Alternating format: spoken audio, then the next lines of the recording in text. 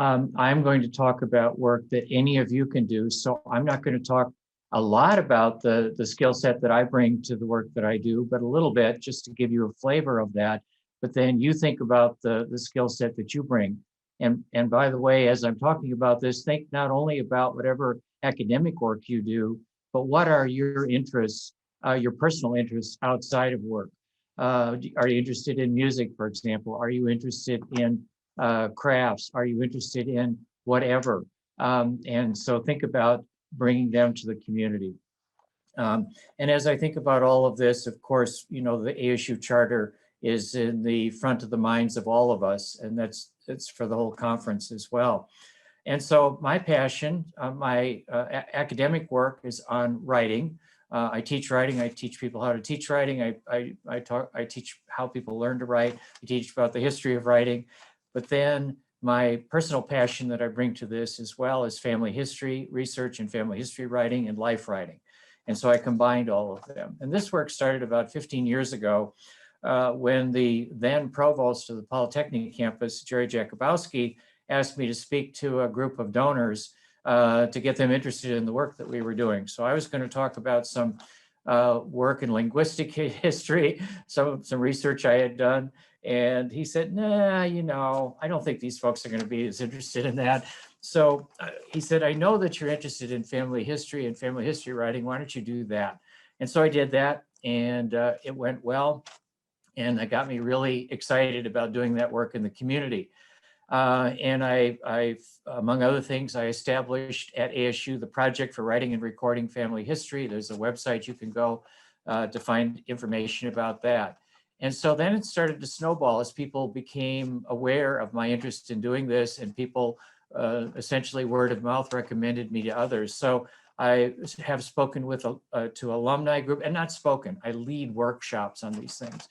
Alumni groups, the Family History Society of Arizona, and if you're interested in family history, there are about 8 chapters here in the Phoenix area. I encourage you to get involved. The Tempe Public Library, for about the past decade, I have done workshops every month for the Tempe Public Library, continue to do them. The Arizona Genealogical Advisory Board, which is a group that sort of coordinates this kind of activity throughout the state of Arizona. And it's a good group to get connected with if you're interested in this particular kind of work. Lots of genealogy clubs throughout the Phoenix area and other parts of the state. I get to see the rest of Arizona in this work. And then, of course, the LDS Family Search libraries have done this kind of work, and then lots of other groups as well. And one of the things, you know, is word of mouth spreads, and, you know, we put this on the calendar for the Project for Writing and Recording Family History. We put it on the ASU calendar, and one of the things I highly recommend is that you make sure that if you're doing work that you think is appealing to the community, get it out there on the ASU calendar, and people all over the world will find you if it's a topic that they're interested in.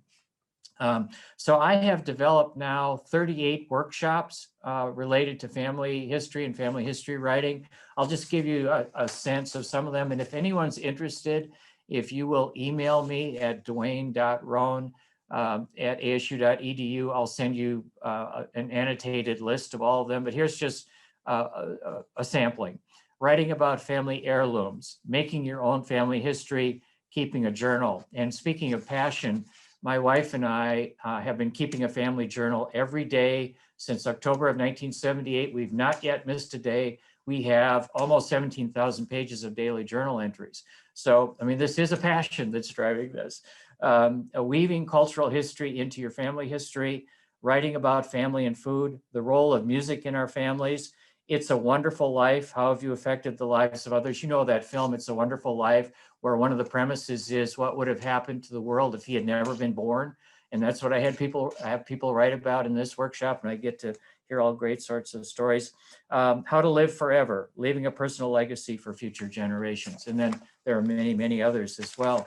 And, you know, it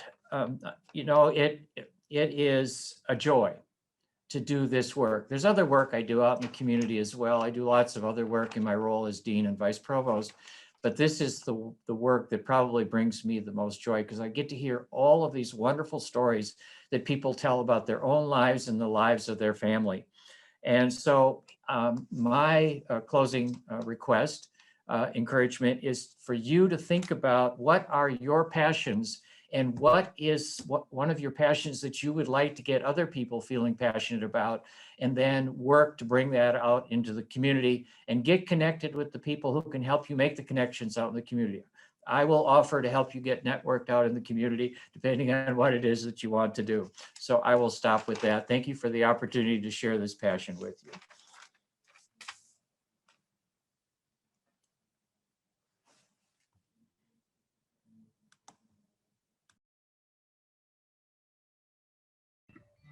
Thank you so much to all of our presenters for joining us during this session. And finally, I would like to thank Jacob for co-hosting this session.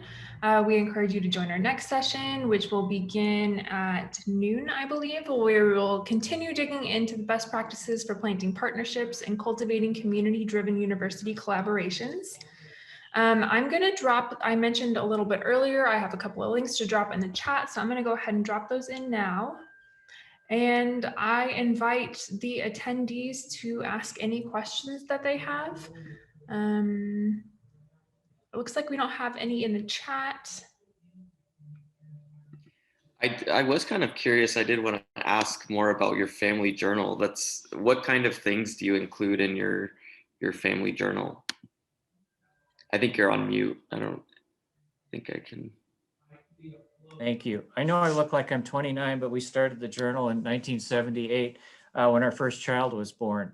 And early on, we focused primarily on the activities of our children, and we go back and read what they were doing when they were months old, years old. And it is such a gift to ourselves to go back and read that journal.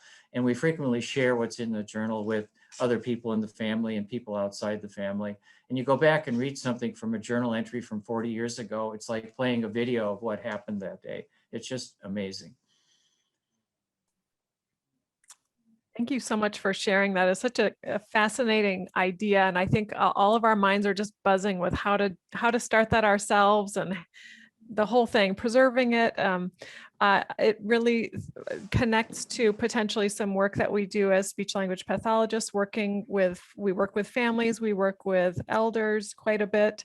And so I'm so curious about the site that you mentioned about family history. So we'll see if we can share that with our fellow clinicians and see if that could be a resource for them. Sure. And by the way, a majority of the people who participate in my workshops are retired individuals, because it's then when they get really curious about family history, and it's then when they have the time to do it.